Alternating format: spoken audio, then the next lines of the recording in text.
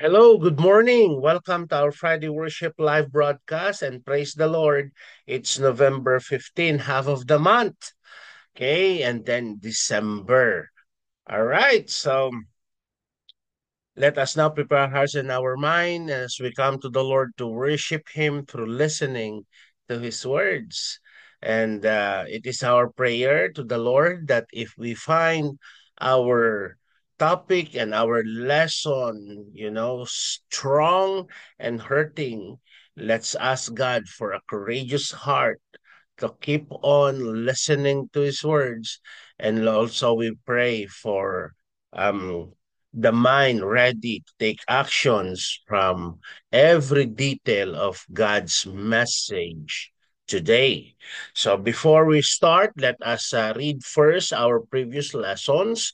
Then after that, we will be reading the basis of our topic today, which is found in James chapter 2, verse 15 to 17.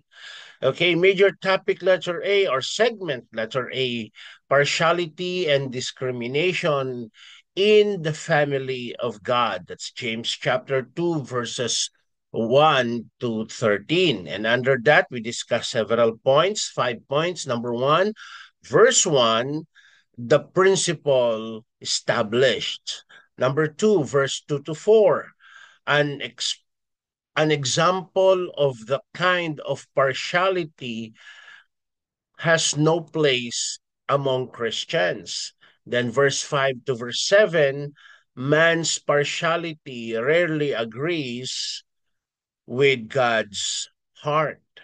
And then number 4, verses 8 and 9, partiality is condemned by the scripture. And then number 5, last but not the least, in our segment topic letter A, verse 10 to 13, the serious matter of obeying all of God's commands. Again, last week we discussed already segment letter B, the demonstration of a faith, of a living faith in loving action. James chapter 2, verse 16, verse 14 up to verse 26. And we discussed already the first point last week, which is verse 14.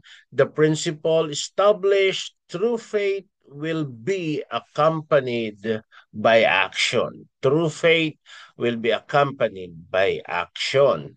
And today's lesson, verse 15 to 17, an example of dead faith, an example of dead faith. By the way, we are now discussing segment letter B, the demonstration of a living faith in loving action. And the title of James chapter 2 is A Living Faith in the Life of the Church. Let us now read verse 15 to verse 17 of James chapter 2. Then we will pray. Then we will start our lesson. James chapter 2, verse 15 to 17. If a brother or a sister is naked and destitute of daily food, and one of you says to them, depart in peace, be warmed and filled, but you do not give them the thing which are needed for the body, what does it profit? Does all faith by itself, if it does not have work, is dead. Let us pray. Father God, once again, we thank you for allowing us, Lord God, to read a portion of your words.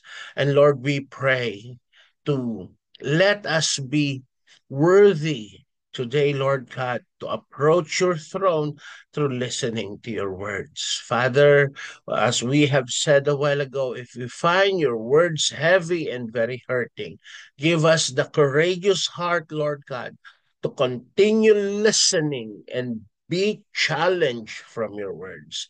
And we pray also, Lord God, to give us that divine inspiration and divine understanding from your Holy Spirit for us, Lord God, to receive your words in full and let it happen into our individual lives.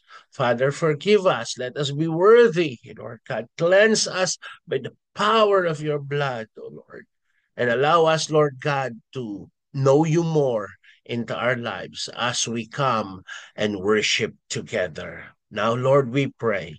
Bless also our brothers and sisters, families and friends who are experiencing repeatedly this month, Lord God, of typhoon, Father God. Lord, typhoons are becoming stronger and stronger. And we pray, Lord God, to please cover us all with your holy blood. Father, thank you for your love and your protection. Thank you, Lord God, for the love that you have for us that passeth all understanding. Father, thank you. In Jesus' name we pray. Amen and amen. Hallelujah. So, James chapter 2, verse 15. It says, if a brother or a sister is naked and destitute of daily food, James began this controversial section in verse 14 by asking a potent question. Can acclaimed faith in Christ, which does not lead to good work, be the kind of faith that leads to salvation? So it's a question like, if you have faith, but you don't have a fruit or a byproduct of that faith, are we saying we are still saved?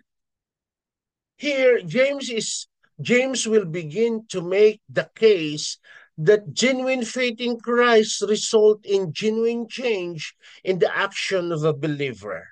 Brothers and sisters of the faith, as I'm always teaching us before, don't just say or expect our brothers and sisters to answer and expect them to answer positively when we ask, how are they? What if they answered us, it's not okay? What will you do?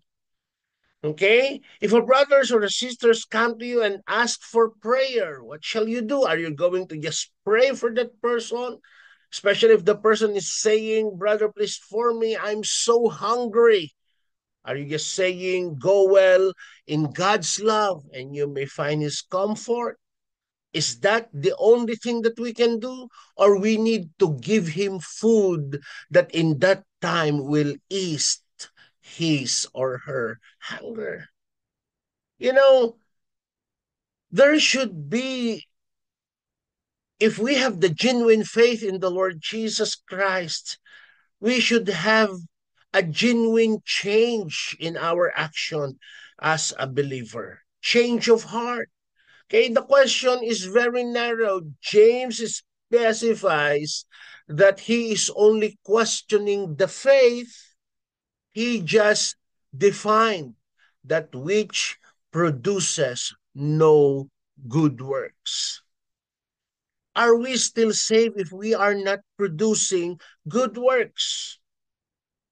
Are we still saved by not responding positively and bear fruit? Supposed to be, because we receive the Lord Jesus Christ as our personal Lord and Savior. As these next verses will show, James' answer to that question, no, it does not. Okay, we are referring to the question, can acclaimed faith in Christ, which does not lead to good works, be the kind of faith that leads us to salvation? The answer is no. Okay? We need to bear fruit, and the fruit of that genuine faith in the Lord Jesus Christ is good work. Okay? Again, don't get me wrong or don't misunderstand what I'm saying. Because what we are saying here is, if you don't have a fruit of your faith, then it is a questionable kind of salvation we have. So the point is not that faith is not enough to save us. The verse which follow will flesh out the point James is attempting to make. What are those? In short, that the same faith which grant us salvation is the same faith which produces good works. So faith, which is which is only mentally agreement, is not saving faith. Okay? If we are convincing ourselves that we have faith and then we are saved and yet we don't have good works, then it is a questionable kind of salvation. Here in verse 15, James begins to paint a picture to illustrate his point. A fellow believer in Christ who lacked enough clothing or food. What shall we do? This would have been easy thing for James readers to imagine and to understand.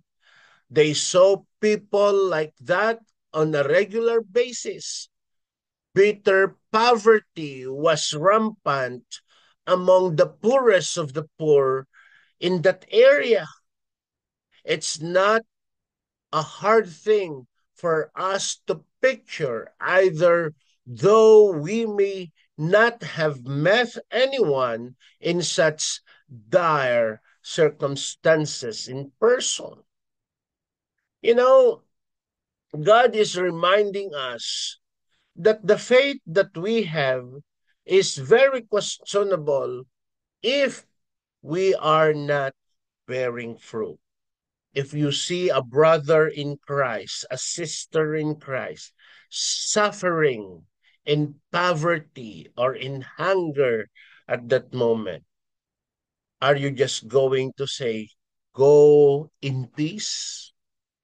Or immediately, as a brother or a sister in Christ, we give them food to ease their hunger? But suppose we did, James will ask us to consider what we might think about such a person and what we might do about their condition or situation. What will you do? In verse 16, James will make the point that what a person does is the result of what they truly believe. In other words, acclaimed belief or acclaimed faith, which produces no corresponding action, is pointless and dead. And that leads us to verse 16 topic that says, and one of you says to them, to connect in verse 15, let us read verse 15 first. If a brother or a sister is naked and destitute in daily food, verse 16, to continue our lesson, and one of you says to them, depart in peace or go in peace, be warmed and filled, but you do not give them the thing which are needed for the body, what does it profit? James is building an illustration to flesh out the answer to his question in verse 14. And in verse 15, James proposed an analogy, seeing a fellow Christian lacking food and clothing. One of the very trademark of the House of Praise Community Church is a welcoming church. We are not saying that you don't have a job, don't come in our church. You don't have nothing, don't come to our church. God is putting the church, though we are very small church, in that situation or in that place in the kingdom of Bahrain. God situated our church there, not just to please God, but to be an helping hand to others. Though we may help in just, a pinch of help, but still it is an act that God wanted us to do. When our brothers and sisters doesn't have resources, they've been laid off from their works, our church is open, you know, um, to help. Eh? Not of financial thing, but you know, the food, it's more than enough. Small sharing, it could be, but we are open heart to extend and to open our table for others, especially those who doesn't have food to eat. So here in verse 16, he continues the thought. Suppose another Christian offer that needy brother or sister warm words but nothing else. Okay? Yes, we know they don't have nothing or they have a difficult situation. And then we just say, go in peace and be warm and filled. But do you offer even just, water to drink?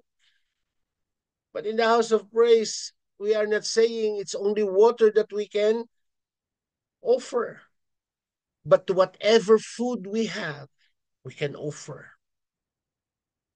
So they express an emotion or a belief or a faith in a well being of that person, but do nothing in the real world about it.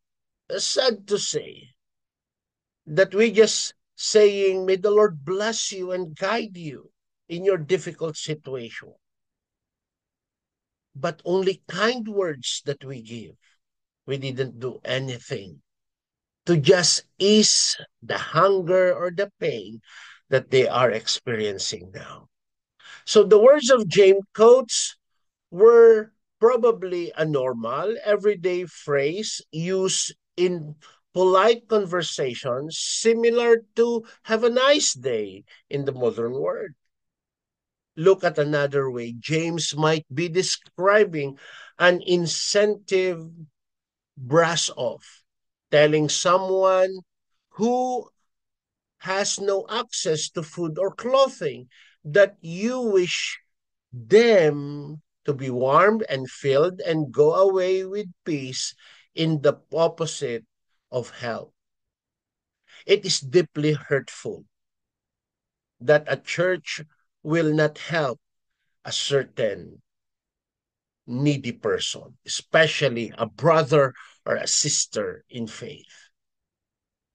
It's even worse to say, or it is even worse to say it to a family member or a brother or a sister in Christ. But this bring up the point James is making about the relationship between the faith of a person claims and the faith of a person has. That's another, that's a different thing. A faith that we claim and the faith that we already have. Meaning, the faith that we are claiming is not yet a reality, but the faith that we have, that is already a reality. But the question is that faith bearing fruit?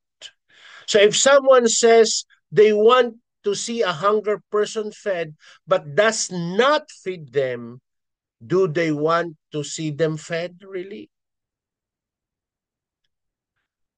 The hard truth is no. Deep down, they don't.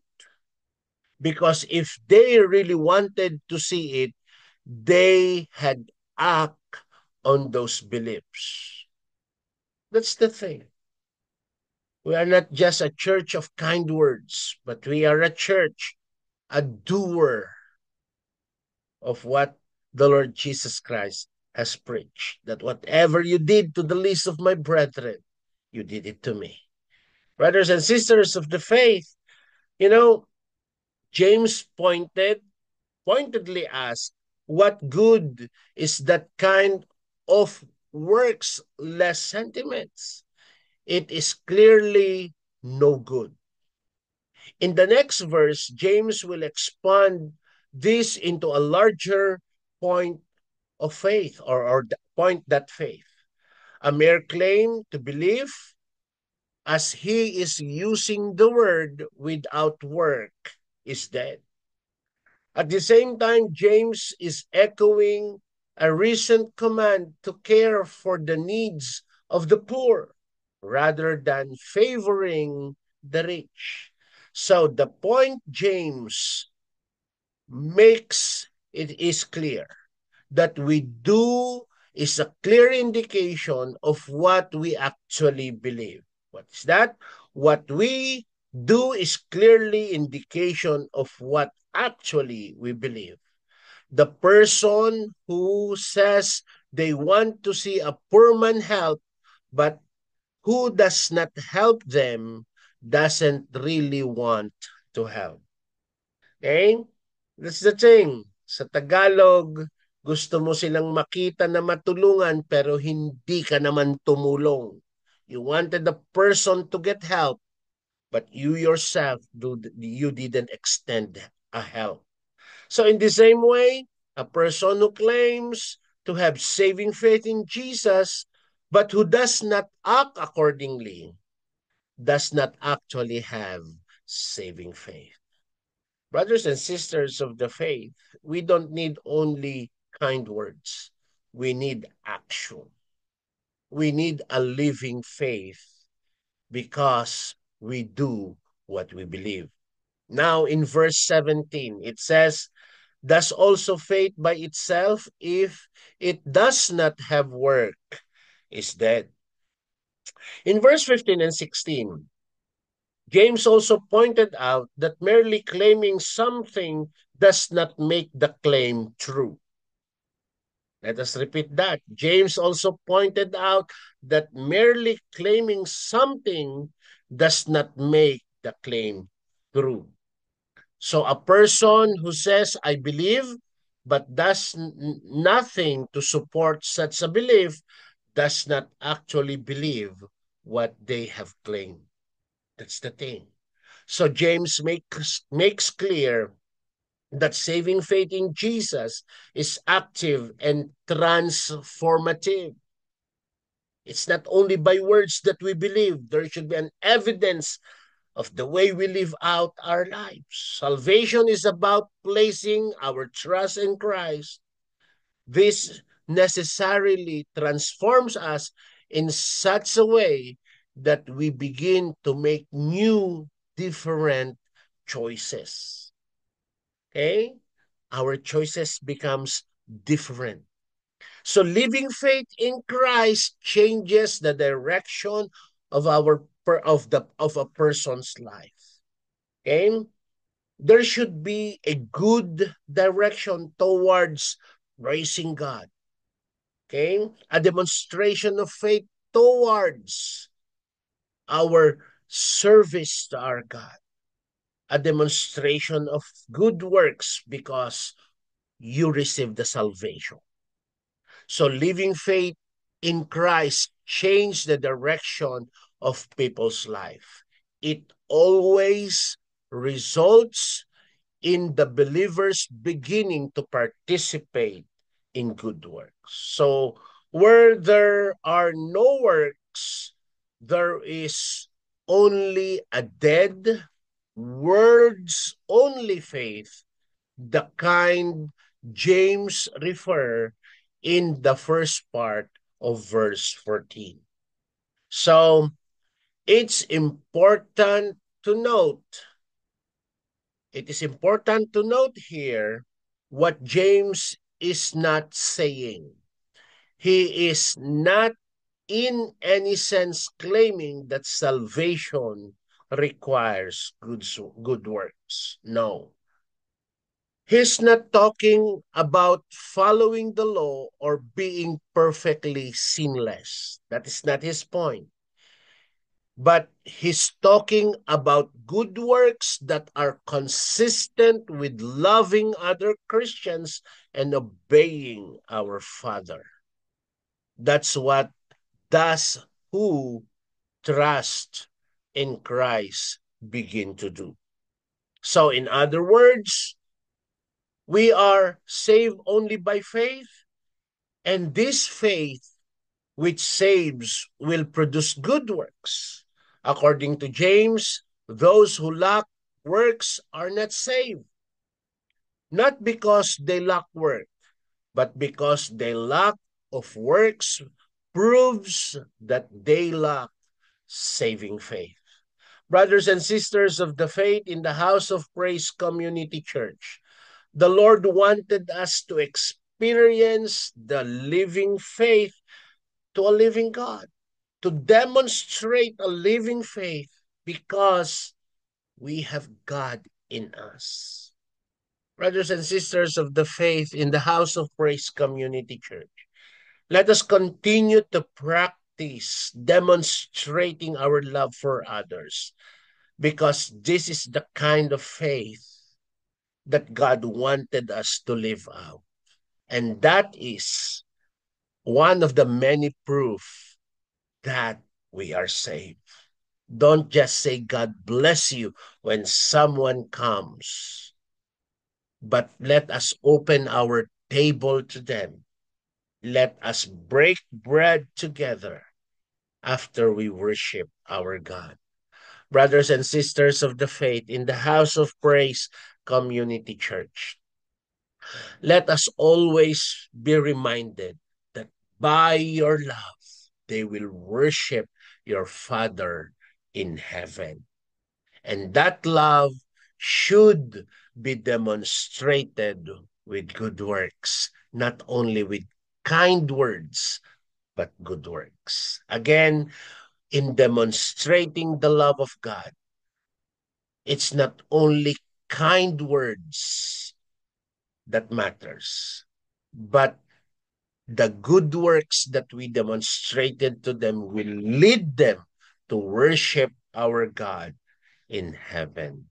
Brothers and sisters of the House of Praise Community Church, we will see each other again next week, and let us come together to worship our God in spirit and in truth. So our upcoming lesson on November 22, 2024 will be verse 18 and 19, a living faith cannot be separated from works. A living faith cannot be separated from works. Let us be in the spirit of excitement to come again together to worship our God in spirit and in truth. Brothers and sisters of the faith, let us continue next week with our lesson in James chapter 2. Let us pray. Gracious Lord, Heavenly Father, thank you. You know, Lord God, the condition of our faith. You know, Lord God, the level of our faith. Help us, Lord God, to grow in our faith. And help us, Lord God, that the faith that we receive in you will bear fruit through our good works. Lord, we do good works because we have you in our lives and we are enjoying our relationship with you. We are enjoying our salvation in you. And the outward manifestation of this faith in you is we do good works to others. Father, bless us to be consistent of your teaching, to put our trust in you, and then to help our brothers and sisters to love them that leads them, Lord God, to worship you in spirit and in truth. Father, you know the condition of our faith. You know the condition of our lives. Sorry, Lord God, many a times we doubt your love for us. But then, Lord God, today, bless us, Father God, to demonstrate a living faith because we are believing in you, our living God. Father, we pray also for the northern Luzon here in the Philippines. We are suffering one typhoon to another and it's devastating, reaching even to signal number 5. Especially, Lord God, our brothers and sisters, families and friends in the Cagayan Valley or Cagayan area, Lord God. In Gonzaga, Lord God, in Apari, in Bugay, Lord God, and other parts of Cagayan, in Santa Ana, they're experiencing a very bad condition of our weather. But then, Lord, we pray that you just instill into their hearts, Lord God, the peace that passeth all understanding. Father, comfort them, provide for them, use our government, Lord God, to provide for them. And even to those individuals, Lord God, that are extending help, Lord God, we pray for your more blessing to them so they can reach out for more people. Father, bless our church, every members of our church, to our loved ones. They are not yet a believer, Lord God. Many of them are not yet a believer, but we pray, Lord, to touch their hearts, for them, Lord God, to put their faith and their trust in you, and they will experience your salvation. And we, Lord God, we pray to continue to give us the freedom to worship you in spirit and in truth. Father, once again, we offer our lives to you. Thank you, Lord. In Jesus' name we pray. Amen and amen. Brothers and sisters of the faith, we'll see each other again next week. And let us all declare, to God be the glory. Amen and amen. Hallelujah.